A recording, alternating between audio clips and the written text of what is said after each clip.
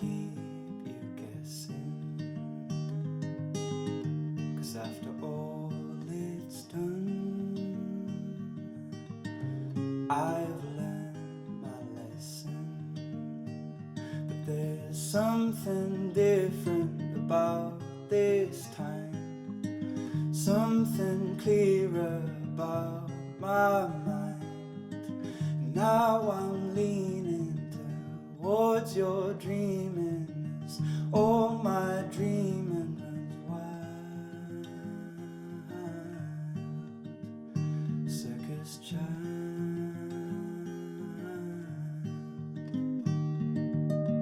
it's been a long, long time since I left my window. But what was there to find but stacks of broken arrows? Now I'm burning the clothes I wore. Now I'm shedding the sights I saw. And I hope no spaces can hide your aces, 'cause all my aces are played circus bait.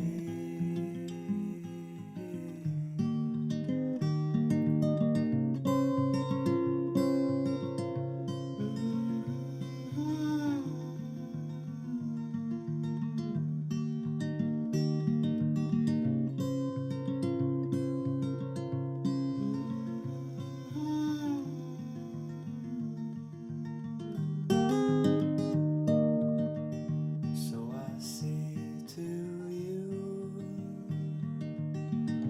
let's not force a meaning, forget the lines we drew. Salut tout le monde! Aujourd'hui, on se retrouve pour une nouvelle vidéo.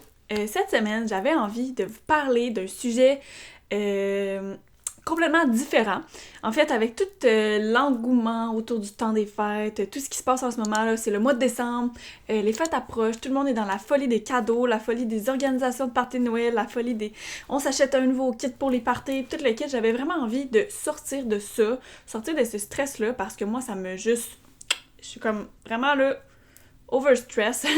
Pas dans le sens que moi je suis stressée, mais je trouve ça stressant que les gens se stressent par rapport à ça. Bref, c'est pas le sujet de la vidéo aujourd'hui. Aujourd'hui, j'avais envie de vous parler de plutôt comment avoir des belles plantes d'intérieur comment entretenir ces plantes d'intérieur pour faire en sorte qu'elles soient belles. Parce que oui, c'est le fun d'avoir des plantes d'intérieur, mais il faut savoir s'en occuper. Fait que c'est pour ça que j'ai décidé de faire une vidéo sur ce sujet-là aujourd'hui.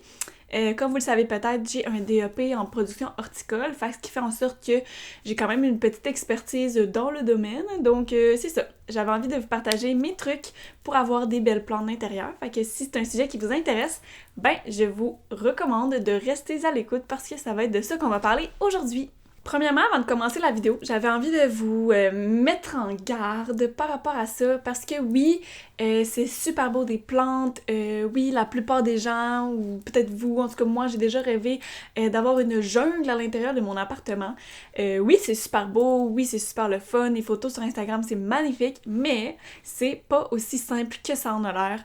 Des plantes, ça demande de l'entretien, ça demande du temps, ça demande de la patience, puis c'est pas toutes les plantes qui deviennent belles à l'intérieur, c'est pas toutes les plantes qui restent belles longtemps, puis c'est juste de comme pas aller dans l'excès, parce que oui, c'est le fun d'avoir plein de plantes, mais vaut mieux en avoir moins, les choisir correctement, choisir des plantes qu'on veut réellement, qu'on aime réellement et qu'on souhaite réellement s'en occuper, parce que pour vrai, d'avoir plein de plantes, juste pour avoir plein de plantes, puis qu'au final, on se ramasse qu'il y a des plantes qu'on aime plus ou qu'on aime moins, c'est vraiment moins le fun. Fait que je vous conseille de ne pas tomber dans l'excès et de vraiment juste choisir les plantes qui vous donnent vraiment envie.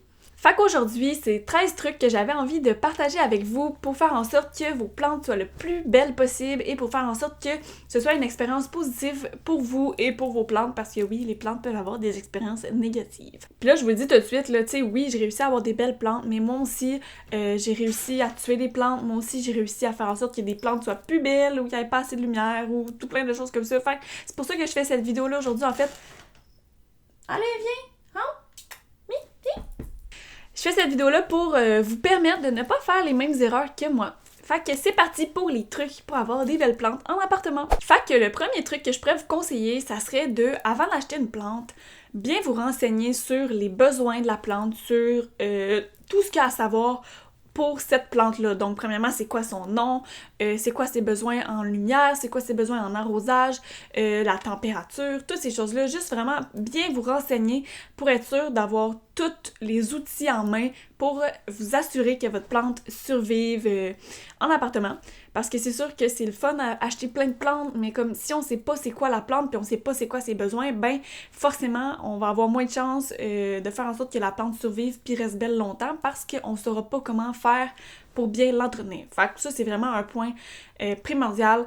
Avant d'acheter une plante, renseignez-vous, mais vous pouvez pas trop vous renseigner. Vous pouvez aller voir sur Internet, vous pouvez même aller dans des boutiques horticoles, demander des informations par rapport à une plante.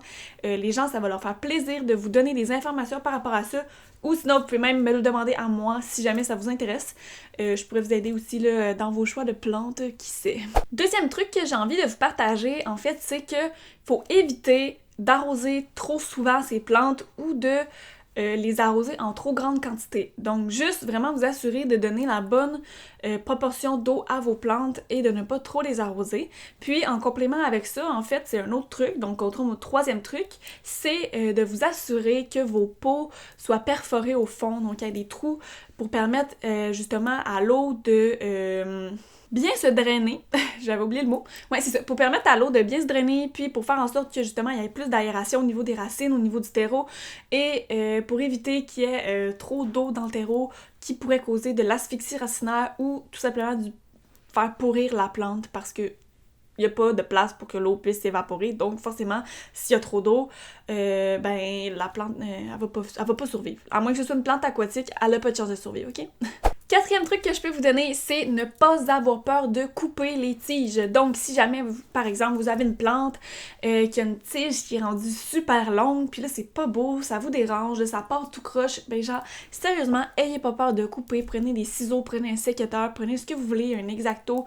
Faites juste en sorte de bien le désinfecter avant, puis coupez la plante. Ça va juste permettre, en fait, à la plante de se ramifier. Donc, au lieu de pousser en longueur, puis en longueur, puis en longueur, puis en longueur, puis d'être vraiment pas belle, ben vous allez la couper, puis ensuite ça va faire en sorte qu'il y a plein de petits bourgeons qui vont rouvrir, puis il va y avoir d'autres tiges qui vont partir de là, fait que ça va faire une plante beaucoup plus belle et beaucoup plus fournie, plutôt que d'avoir une longue plante vraiment pas belle qui ressemble à une liane, ok? On s'entend, il y a personne qui veut ça dans la vie, une liane. Cinquième truc que je peux vous donner, c'est que l'eau n'est pas forcément la solution.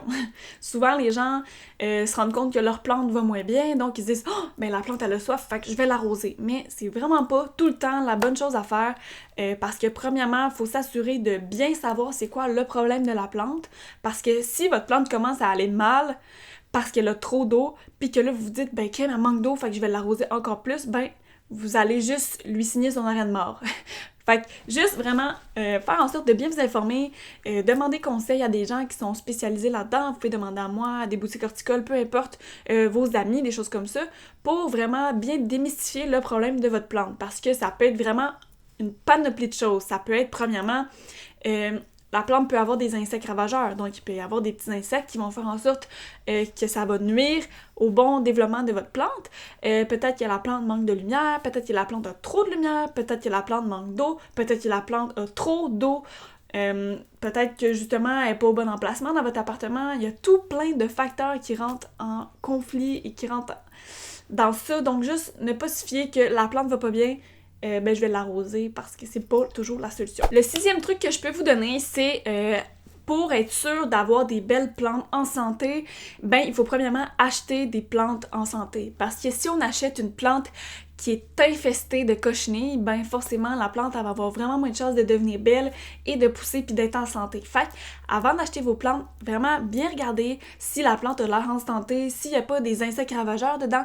Puis si vous n'êtes pas trop sûr, ben vous pouvez aller voir sur Internet où je vous ferai une petite liste dans les commentaires des insectes ravageurs qu'il pourrait y avoir. Comme ça, vous allez pouvoir aller voir des photos. Parce que sérieusement, si je peux donner un exemple, des palmiers, toutes les sortes de palmiers qui peuvent y exister, les beaux petits palmiers que les gens s'achètent parce que c'est bien beau dans un appartement, bien ces plantes-là, forcément, il va y avoir des tétraniques dedans. C'est comme garanti, le palmier vient avec les tétraniques. Donc forcément, cette plante-là a beaucoup moins de chances de devenir belle à long terme. Puis c'est peut-être pour ça que vous avez déjà eu un palmier qui était mort ou qui est en train de mourir. Ben c'était sûrement parce qu'il était infesté de tétraniques, puis vous ne saviez pas comment faire pour régler ce problème-là. Mais il y a tout plein de solutions. Si jamais ça vous intéresse, je peux faire une autre vidéo sur ce sujet-là, sur comment se débarrasser des insectes ravageurs dans vos plantes. Si ça pourrait vous intéresser, je pourrais vous faire ça, surtout de manière naturelle. Fait que c'est ça. Avant d'acheter une plante, regardez si elle est en santé. C'est vraiment, vraiment important, s'il vous plaît. Ah oui, puis par rapport à ça, ben, tu sais, soyez vigilants quant aux endroits où vous achetez vos plantes. Tu sais, vaut mieux privilégier les petites boutiques horticoles ou les petites boutiques spécialisées plutôt que les grandes surfaces, parce que forcément, les grandes surfaces sont pas spécialisées dans ça. Eux, ils ont des grosses... c'est comme des grosses batches de plantes qui arrivent, ils mettent ça, puis ils vendent ça pour faire de l'argent, tandis que les boutiques horticoles, ben souvent, c'est des gens qui sont passionnés de ça, qui connaissent vraiment bien les plantes, fait qu'eux, ils peuvent vraiment bien vous conseiller, puis ils ont beaucoup plus de chances d'avoir des plantes en santé, quoi qu'il faut pas généraliser non plus. Ça peut arriver que vous achetiez des plantes dans des boutiques horticoles qui soient infestées, ça arrive, mais c'est pour ça que c'est important de bien regarder la plante avant de l'acheter. 7e truc que je peux vous donner, c'est de, le plus possible, faire un arrosage régulier. Donc, juste faire en sorte que vous arrosez vos plantes environ tout le temps au même moment. Fait que si vous dites « Ah, ben je vais arroser mes plantes 2 fois par semaine, ça va être le lundi puis le jeudi », ben essayez le plus possible de faire en sorte de les arroser le lundi et le jeudi.